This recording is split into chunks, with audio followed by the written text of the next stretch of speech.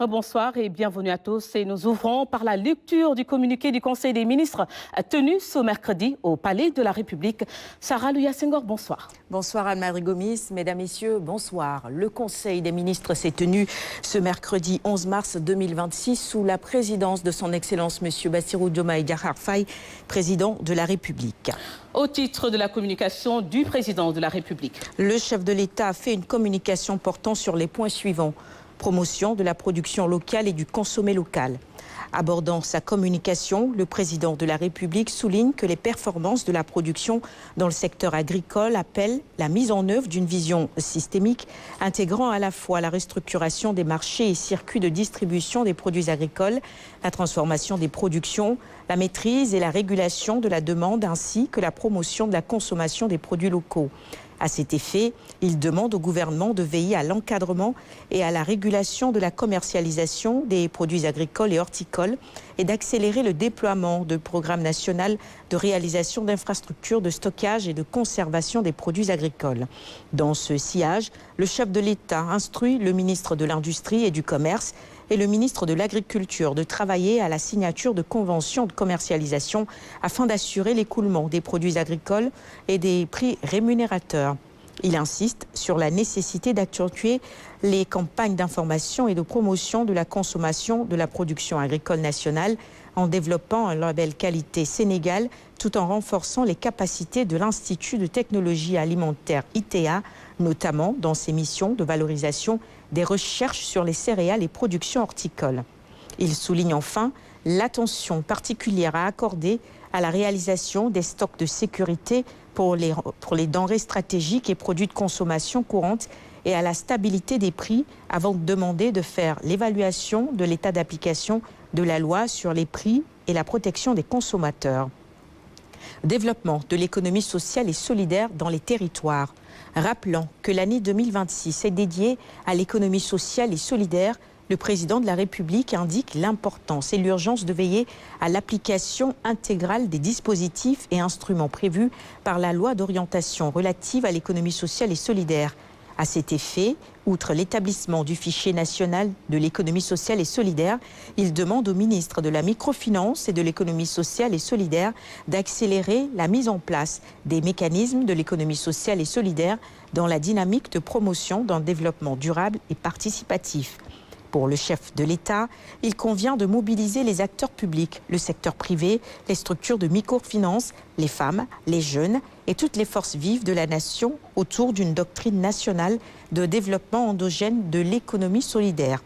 À cet égard, au-delà de l'intégration des initiatives des associations sportives et culturelles dans la nouvelle politique en matière d'économie sociale et solidaire, il demande d'améliorer les performances des projets de lutte contre la pauvreté, l'exclusion et les vulnérabilités à travers la crédibilité du registre national unique, RNU. En outre, le président de la République fait observer la nécessité d'intensifier le processus de restructuration des programmes de protection sociale et de solidarité nationale, dans une optique d'asseoir la complémentarité et le soutien optimal de l'État aux initiatives de consolidation de l'économie sociale et solidaire. En effet, il demande au ministre de la Microfinance et de l'économie sociale et solidaire de préparer la tenue, d'ici la fin du mois d'octobre 2026, de la première session du Conseil national de l'économie sociale et solidaire. Accélération de la mise en œuvre des programmes routiers.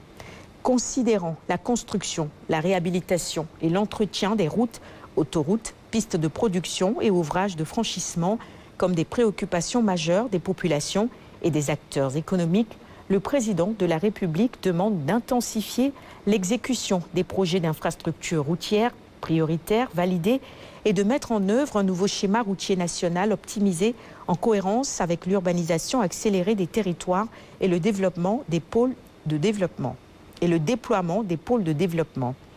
Agenda diplomatique et rayonnement international du Sénégal. Le président de la République rappelle que le Sénégal reste un pays attaché à la paix, au multilatéralisme et à l'intégration africaine avant de demander de veiller à la modernisation de notre réseau diplomatique et consulaire en vue de renforcer l'efficacité de notre politique étrangère. Dans ce cadre, il informe le Conseil avoir convoqué les 18 et 19 avril 2026, la conférence des ambassadeurs, consuls généraux et consuls du Sénégal. Il annonce également que notre pays accueillera les 20 et 21 avril 2026 la 10e édition du Forum de Dakar sur la paix et la sécurité en Afrique, qui enregistrera la participation de plusieurs décideurs et acteurs civils et militaires du continent africain. Au titre de la communication du Premier ministre. Monsieur le Premier ministre a présenté sa communication sur les points suivants. Place du capital humain dans la stabilité sociale. Le Premier ministre a rappelé que le capital humain est essentiel dans la vie économique et sociale de la nation. Dès lors, le gouvernement accorde une importance de premier ordre à tous les secteurs ayant un lien direct avec le développement humain et en particulier à ceux de l'éducation et de la santé.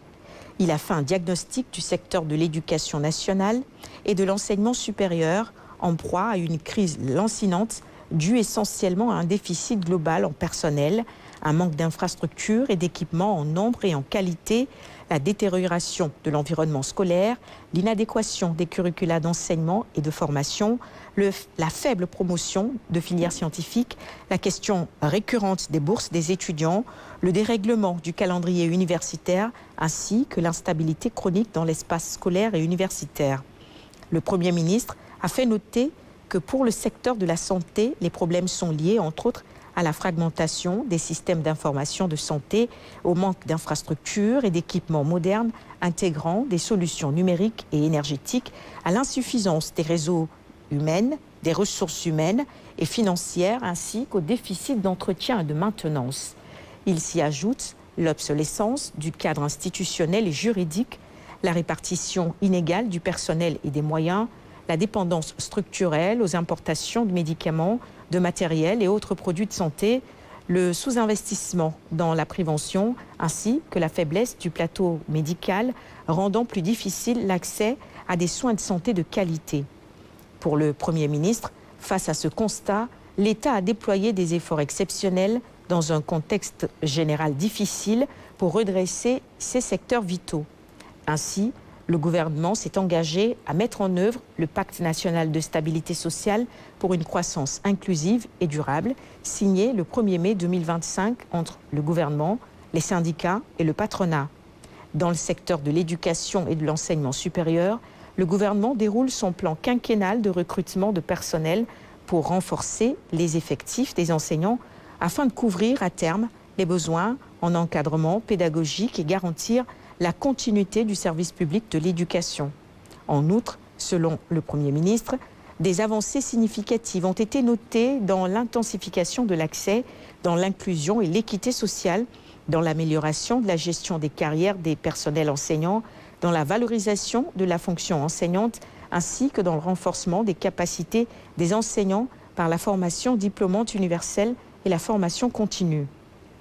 Le Premier ministre a souligné que dans le domaine de la santé, le gouvernement a engagé une réorganisation des programmes sectoriels en mettant davantage l'accent sur les actions de prévention et de promotion de la santé. Cette orientation stratégique s'accompagne d'une révision de l'organigramme du ministère au niveau central ainsi que de plusieurs réformes structurantes en cours, notamment la révision du Code de la santé publique, la réforme du cadre juridique relatif à la santé mentale ainsi que l'actualisation de la carte sanitaire nationale. Le Premier ministre a également souligné les résultats probants obtenus sur le plan des ressources humaines et des infrastructures sanitaires avant de lancer un appel à tous les acteurs et partenaires des systèmes d'éducation et de santé à un sursaut dans l'intérêt exclusif de la nation. Enfin, il a invité les ministres à mettre un accent particulier sur les politiques publiques tournées vers la promotion du capital humain, à respecter les engagements pris au nom du gouvernement, à faire preuve d'ouverture pour maintenir et consolider le dialogue pour la stabilité et la paix sociale et ne ménager aucun effort pour prévenir et trouver des solutions aux difficultés qui surviennent dans les relations entre l'État et les acteurs sociaux. Amélioration de la mise en œuvre de projets structurants. Le Premier ministre a attiré l'attention du gouvernement sur l'état d'avancement de 3 projets structurants inscrits parmi les priorités nationales, à savoir le programme national de développement des agropoles, le programme d'aménagement de la corniche ouest de Dakar et le projet d'électrification rurale. S'agissant du programme national de développement des agropoles, le Premier ministre a rappelé qu'il constitue un levier majeur de notre ambition de souveraineté alimentaire, de transformation industrielle des territoires et de création d'emplois. Il a partagé avec le Conseil certaines difficultés rencontrées liées au dispositif de gouvernance et à certaines contraintes opérationnelles et financières. Ainsi, il a demandé au ministre des Finances et du Budget, ainsi qu'au ministre de l'Économie, du Plan et de la Coopération, de prendre les mesures requises pour accélérer les décaissements, apurer les situations les plus critiques, notamment les arriérés de salaire, et conduire, avec la Banque africaine de développement, une revue diligente des options relatives à l'agropole Nord en vue d'une décision rapide et soutenable.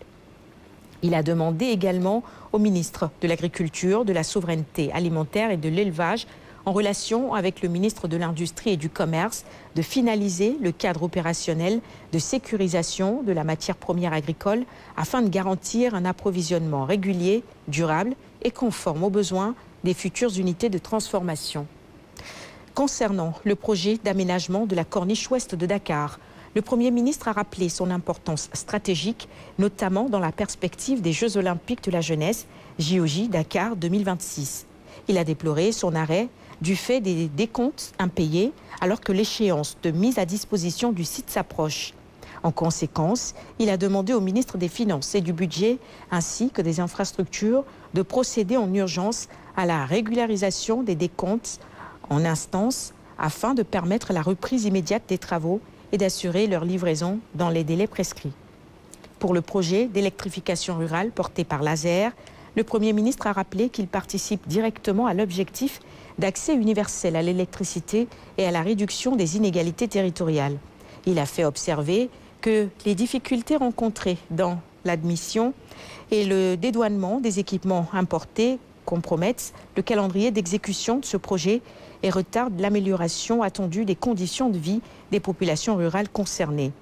Il a, à cet effet, demandé au ministre de l'Énergie, du Pétrole et des Mines, au ministre des Finances et du Budget, ainsi qu'au ministre de l'Économie, du Plan et de la Coopération, de prendre toutes les dispositions utiles pour lever les blocages douaniers, mettre en place un dispositif accéléré de traitement des équipements destinés au projet d'électrification rurale dans le respect de la réglementation en vigueur et d'assurer un suivi rapproché de l'exécution du dit projet jusqu'à la résorption complète des difficultés. Le Premier ministre a clos sa communication en informant le Conseil que le gouvernement, sous sa conduite, entamera une série de communications publiques sur les grands dossiers, dont la première aura lieu cette semaine, portant sur le thème de la renégociation des conventions et contrats conclus dans les secteurs stratégiques. Au titre des communications des ministres. Le ministre de l'Intégration africaine, des Affaires étrangères et des Sénégalais de l'extérieur a fait une communication sur la situation au Proche et Moyen-Orient. Le secrétaire d'État auprès du ministre de l'Urbanisme, des collectivités territoriales et de l'aménagement des territoires chargé du logement a fait une communication sur le projet national de logement, les cités de la transformation. Au titre des textes législatifs et réglementaires. Le Conseil a examiné et adopté le projet de décret fixant les modalités d'application de la loi numéro 2025-16 du 27 septembre 2025 portant Code des investissements. Et c'est tout pour ce soir, Anne-Marie Gomis. Mesdames et messieurs, vous venez donc de suivre à l'instant